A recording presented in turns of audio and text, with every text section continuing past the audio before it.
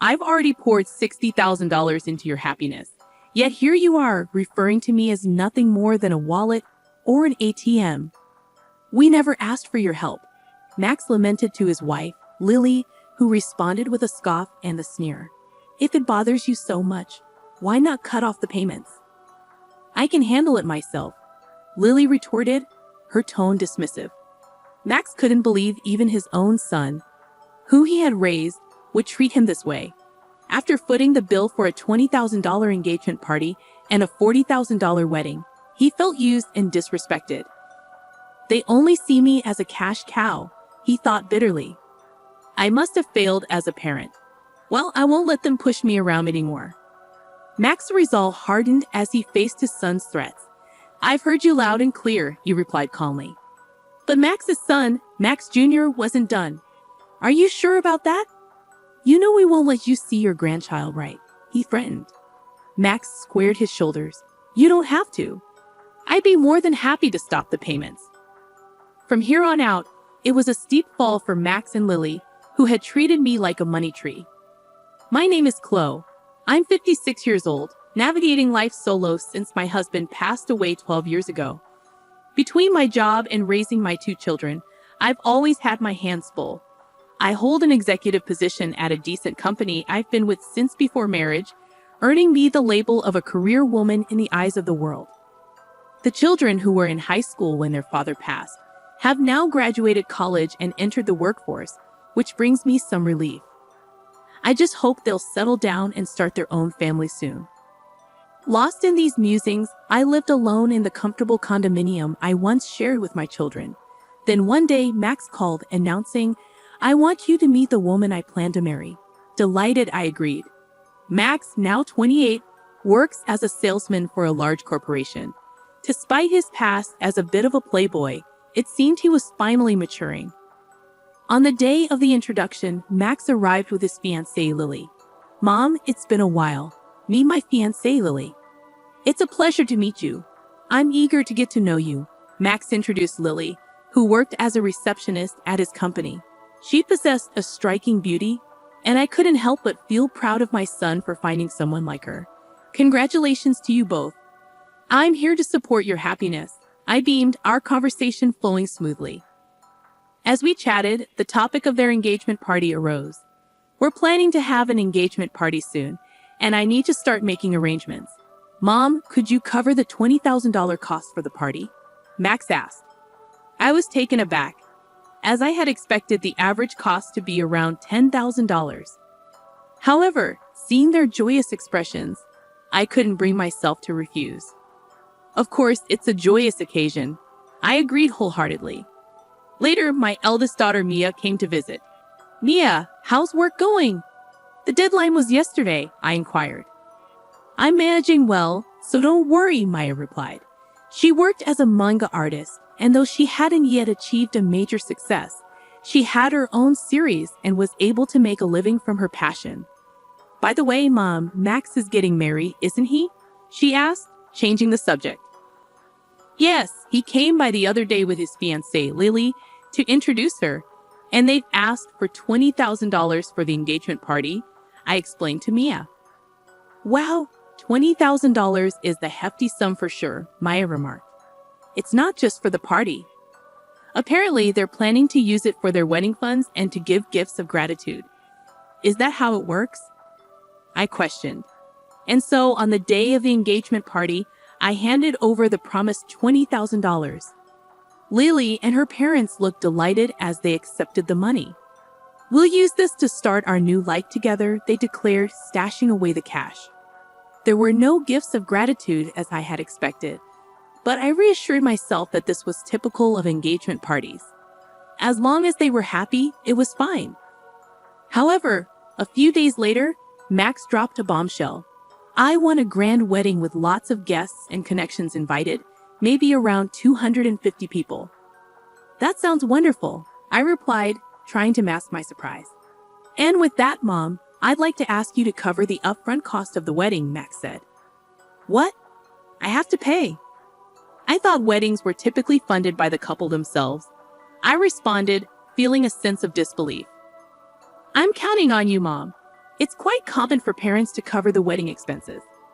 Besides, didn't I contribute a significant amount for the engagement party? Lily's parents aren't in a position to help financially, and I promised to repay you for the wedding gift, Max explained reluctantly. As I opened the bill Max had brought, my shock was palpable. The amount stated was a staggering $40,000. The idea of such an upfront cost made my head spin. Just how extravagant were their wedding plans? Wait a minute, isn't this a bit excessive?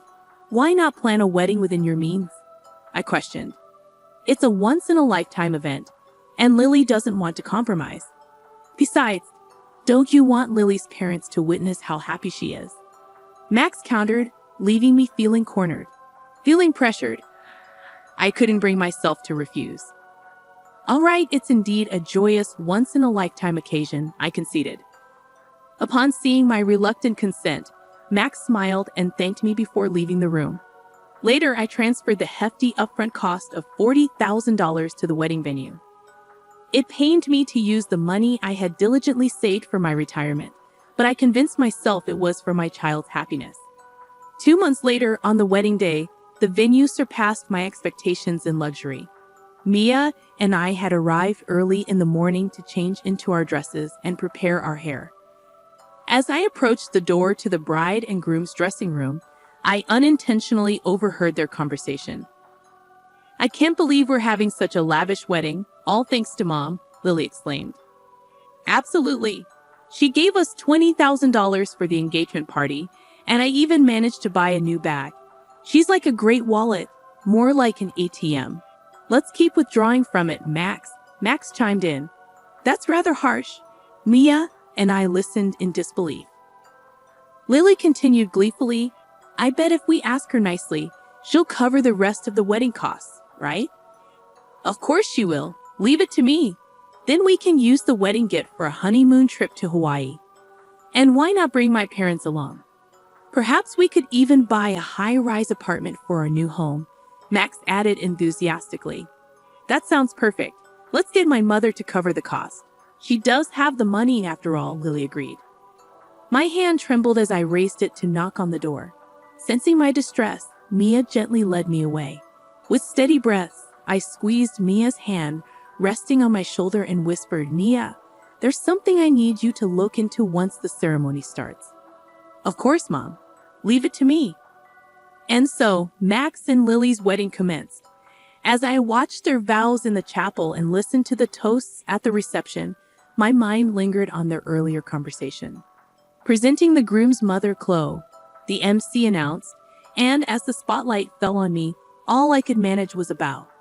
Maya returned from her rounds of toasting and joined me. Mom, I checked with Lily's relatives. Both of her parents are perfectly healthy, Maya informed me. That's terrible. We need to address this. I'll stand by you, I assured Mia, as it was time for our first wardrobe change. Lily exited first, followed by Max. Now the groom will make his exit. Accompanying him is his mother, Chloe, who raised him single-handedly. The announcement was made, prompting me to walk down the aisle to meet Max. Max, a little tipsy and in high spirits, declared to the MC's microphone, "This is my amazing mom." Keeping a composed expression, I walked beside Max, exiting the hall, and headed straight to the dressing room where Maya was waiting. Max, there's something I need to discuss with you, Mia began. What is it, sis? Make it quick. I need to change and get back, Max replied curtly as he started to undress. Mia and I exchanged a glance, both unsettled by his demeanor. How could he speak about Mom that way? Huh? You were eavesdropping? Well, whatever, Max shrugged, dismissing Maya's concern, just as Lily entered the room, already in her wedding attire.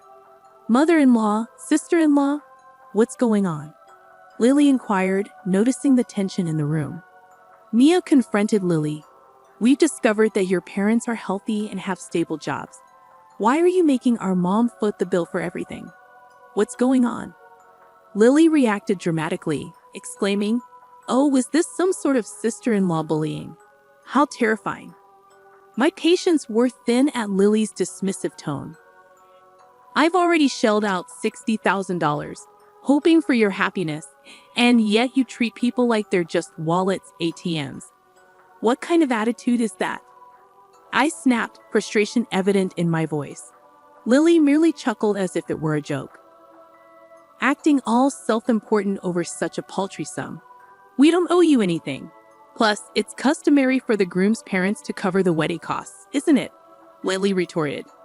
But you lied about your parents' help to splurge on a new bag. And yes, I overheard. It's a terrible habit to eavesdrop, Maya interjected. Mind your tongue, Mia, Lily snapped back, visibly irritated. She then turned her attention to Mia, saying, I won't take scolding from an older sister who's still single at 30, pursuing some eccentric career as a manga artist. Your nerdy tendencies are probably why you're still unmarried. Max chimed in, mocking Maya further. That's right, you're a lost cause when it comes to marriage, sis. Infuriated by their disrespect, I attempted to reprimand them, but Max laughed it off. If you're going to speak like that, why don't you try cutting off the payments? After all, I'm an elite, he jeered. I can handle it just fine. It would be a pity to lose the cash cow, Lily remarked, her tone dripping with sarcasm. I felt a pang of disappointment. I had contributed $20,000 for the engagement party and $40,000 for the wedding, and yet this was how they chose to treat me? No appreciation, only cruelty. Doubts crept in about where I might have gone wrong in raising my son. Enough was enough. I refused to be manipulated any longer. I've heard everything you've said. Are you sure about that? If you don't cooperate, you won't get to see your grandchild, Max threatened. But I stood my ground firmly. That's all right. There's no need to bring them around. I'll gladly cease the payments. Max and Lily stared at me, stunned into silence. I'm cutting ties here.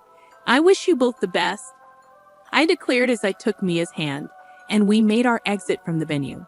The sounds of revelry from the reception echoed in the background as we left. A month later, while enjoying a quiet moment with Mia over tea at home, the intercom buzzed loudly. Oh, Mom, it's Max. What should we do? Mia asked. Let him in, dear, I replied calmly. Max, whom I hadn't seen in a month, appeared at the door looking weary and disheveled. Why the sudden visit, Max? I inquired, curious about his unexpected appearance. Mom, have you received the bill for the wedding venue? Why haven't you paid it yet? Max questioned. Oh, the remaining balance, right. It was $45,000. Yes, it arrived, but I don't feel obligated to pay it, I replied. Don't be like that. We didn't receive many wedding gifts in the end and couldn't cover the bill. Now we're in debt, Maya interjected with a laugh. From what I gathered at the wedding, it seems you two have gained quite a negative reputation. Max, you've been throwing your weight around at work, taking on careless tasks. And Lily, you've been belittling other women, flaunting your appearance to snag a husband. It's no wonder people were reluctant to give wedding gifts to people like you, I explained, addressing their behavior. Hey sis, stay out of this, Max snapped, visibly angered. Mia remained composed, responding, Oh, how intimidating. Yet you mock me for being a failed manga artist or an otaku. Did you know that my manga was one of the top-selling Touhou manga this year? It's even set to be adapted into an anime and a movie next year. Needless to say, I'm in a much better financial position than you with your debts.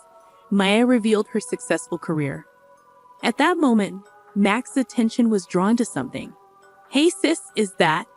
Yes, exactly, Mia confirmed, proudly displaying the ring on her left ring finger. I'm engaged to my editor. He's a prominent figure at a major publishing house. A real success. So we'll be able to take care of Mom on our own. We don't need your help. We never expected our children to support us. Thank you, Mia. We're planning a wedding, but we'll manage everything ourselves. Mom, you're invited, but Max, you needn't bother, I asserted. Turning to a bewildered Max, I stated firmly, Do you understand now? Don't bother us again. With Mia by my side, we guided Max towards the front door with determination. Please, Mom, and you too, sis, Max pleaded. I just thought of something. What would you even give us money for? I interrupted, noticing Max's hopeful expression as he turned around. I mentioned that director at your wedding. Turns out I didn't realize it at the time, but he's actually a client of my company. It seemed you were extending all those undue privileges because of my association. However, I've instructed them to cease such favors, I explained. I had no idea about this, Max began, but I cut him off. Please just deal with it yourself. Goodbye, I said firmly.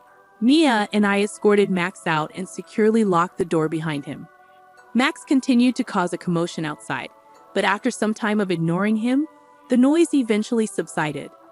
A year has passed since that incident.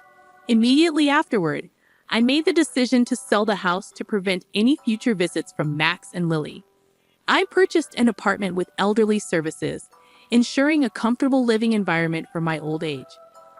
According to a neighbor from my condo, Max and Lily showed up and caused a scene, questioning my absence. This only affirmed the wisdom of my choice. As for Max and Lily, they'd abandoned their aspirations for a luxury high-rise apartment and now reside in a cramped space. Max, it appears, faced demotion following a review of his actions. Perhaps wounded by the loss of his elite status, Max's behavior has only worsened over time.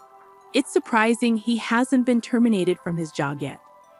Lily, who quit her job upon marriage, continued her extravagant spending for a while, but their finances quickly dwindled. Despite their debts, Lily's lavish habits remain unchanged, and her parents persistently demand money. Allegedly, they argue daily. I can only hope that they come to understand the value of hard-earned money and learn to appreciate those around them. However, that might be too much to ask of them. Thankfully, I still maintain a close bond with Mia. Her husband is a kind-hearted man who treats me with great respect, and they are expecting a baby. I eagerly anticipate spoiling my beloved daughter and grandchild. The thought of their arrival motivates me to keep going every day.